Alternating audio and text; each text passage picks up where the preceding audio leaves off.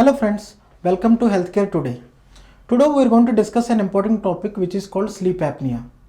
And most people confuse sleep apnea with snoring. So now we are going to discuss whether all snoring are related to sleep apnea or which type of snoring should be treated or consulted to a doctor when you are having snoring. So if you see in the picture, you can see the upper airway. There is a common passage where air as well as food goes through it, which is called pharynx. This pharynx has muscles which are called pharyngeal muscles, which are always constricted so that the lumen is completely patent. What happens during sleep? Because during sleep your body is resting. All the muscle power is taken away because brain is resting. So once the brain is resting, all these muscles which are supposed to be contracted, they have some amount of dilation, leading to blockage in the passage. As well as while you are sleeping, what happens is the gravity is against the chin. So the chin, which is supposed to be forward in position, comes back slightly, leading to some amount of airway obstruction. And the third important cheese, which is obesity, where you can find lot of fat deposition around the pharyngeal wall, which leads to third type of obstruction.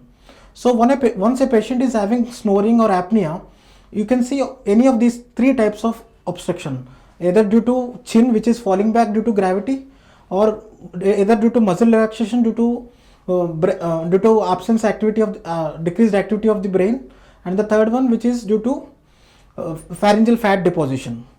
So once you have these predisposing factors, you are bound to have symptoms. What are the symptoms you see while you have sleep apnea?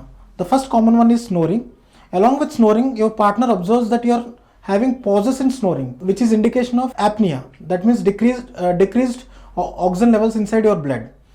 And the third thing is you tend to sleep off because your night sleep is unrefreshed, your sleep is quality is not good, so you tend to doze off even while driving, and even while standing you can see most of the people dozing off.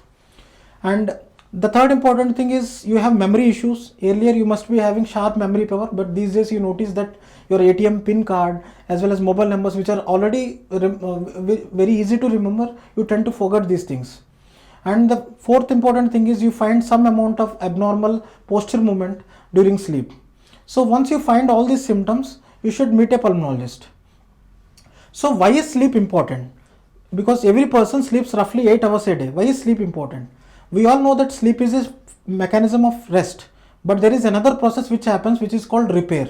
The stress which you have taken during the entire day or any kind of emotional activity which has happened over the day should be rested, so that the repair mechanism happens inside the body, so that you will be fresh for the next day, so that your body can absorb more and more important issues into your brain.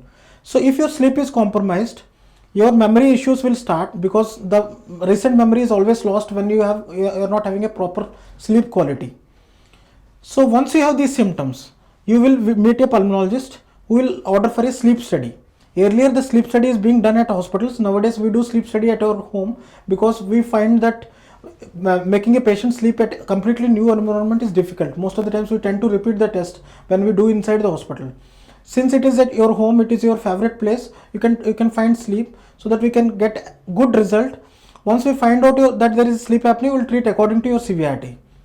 So in the next video we are going to discuss how we will diagnose this problem and what is the treatment options, and what happens if you don't get treated once you are having sleep apnea. We care about you.